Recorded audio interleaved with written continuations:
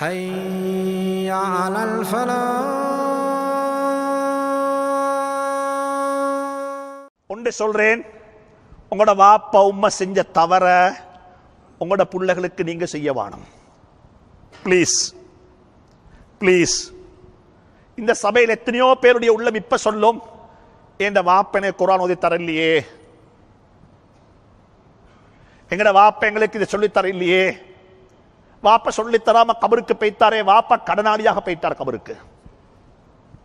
வாப்பா மகனுக்கு கடனாளி, அந்த கடனை வாப்பவால் நிறைவேற்றேலாது. இப்ப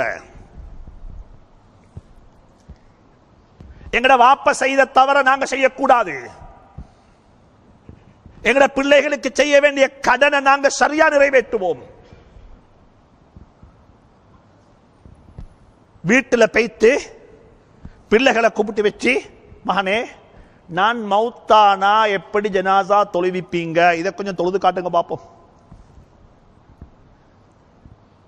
புள்ளைக்கு மௌத்த ஞாபகப்படுத்துங்க.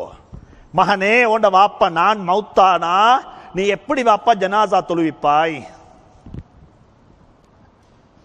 எனக்கு இங்க தெரிய, நான் நாட்டில் சொல்றேன், தொழுவிக்கப்படக்கூடிய ஜனாசாக்கள் 50% மேற்பட்ட ஜனாசாவுடைய தொழுகை அக்செப்ட் பண்ணப்பட மாட்டாது. என்ன, ஜனாசாவுடைய புள்ள தான் ஜனாசா தொழுவிக்கணும். எல்லாருக்கும் தெரியும். புள்ளை ஐந்ததுக்கு மட்டுமேலா, மகனா இருந்து மட்டுமேலா, வேற நினைக்கணும் சொல்லுங்களேன். ஜனாசா தொழுவிக்க தெரியணும், சூரத்துல் ஃபாத்திஹா தெரியணும், சுன்னத்தான வாரிதான துஆக்கள் தெரியணும், ஜனாசாவுக்கு முன்னால செய்யற உதுவை பத்தி தெரியணும். ஜனாசா அப்புறம் துஆ ஓதுறதல்ல.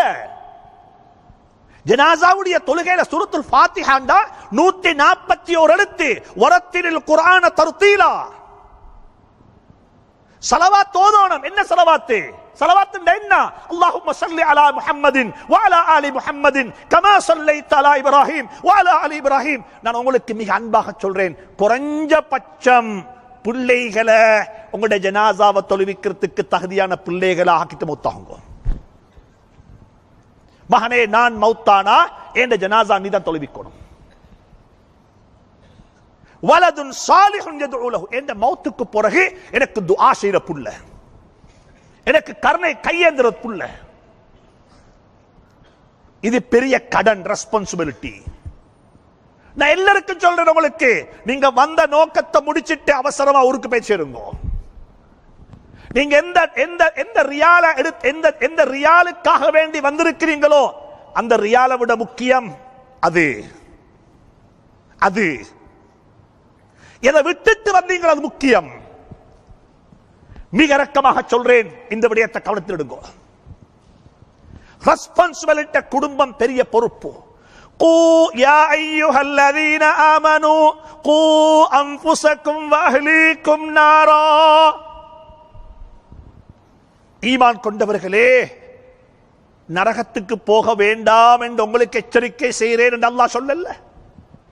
உங்களோட மகனுக்கு சொல்லுங்க நரகத்துக்கு போய்த்துடாத எச்சரிக்கை வசியத்து செய்யுங்க சொல்லல. இங்கே இந்த டெலிபோன் கால் போட்டு புள்ளைக்கு நரகத்தை பத்தி சொல்றதல்ல.